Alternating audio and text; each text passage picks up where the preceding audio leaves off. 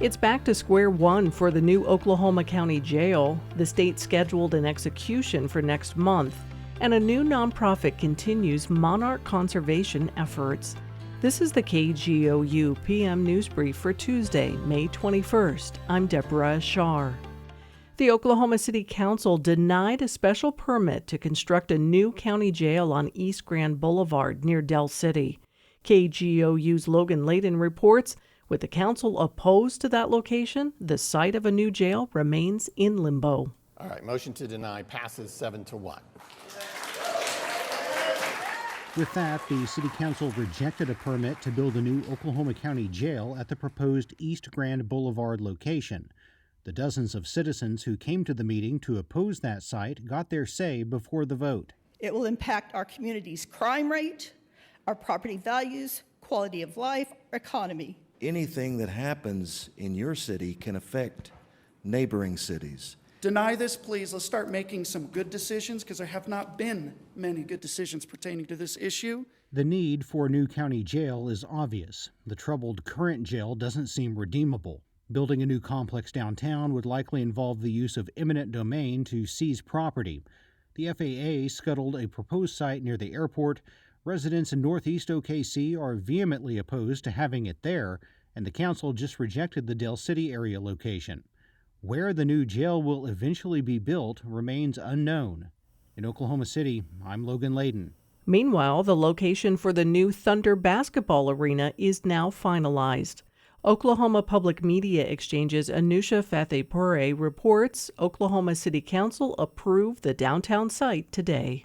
In a 7-2 vote, the OKC Council approved development plans for the new basketball arena to be located at the former site of the Cox Convention Center. The plans include a parking garage and reserved space for a possible transit hub by 2029.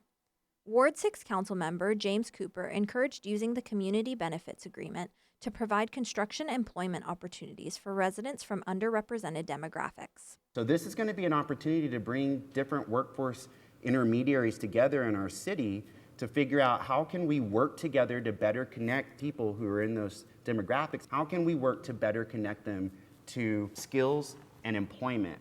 As part of the agreement, the Thunder will remain in Oklahoma City for 25 years after the arena opens. In Oklahoma City, I'm Anusha Fathepure. Oklahoma's next execution will be in late June.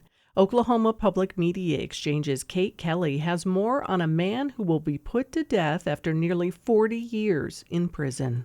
Oklahoma Court of Criminal Appeals judges set a date for Richard Norman Rojam Jr. to be executed on June 27th.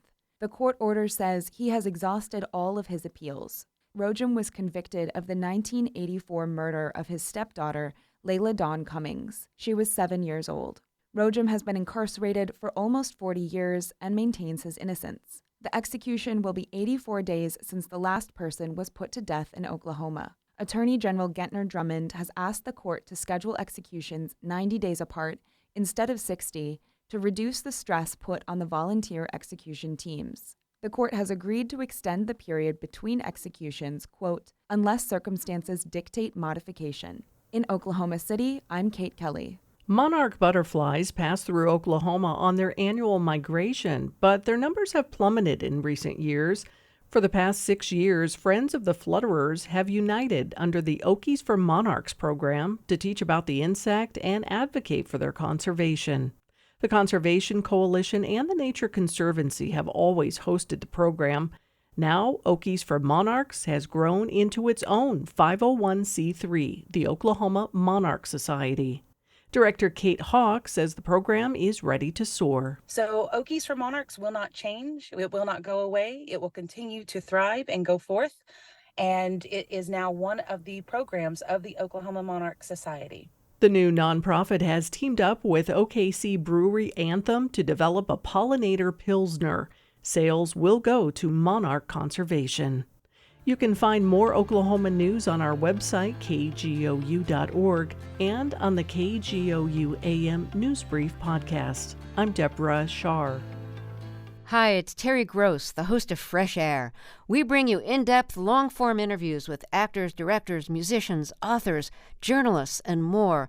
Listen to our Peabody Award-winning Fresh Air podcast from WHYY and NPR.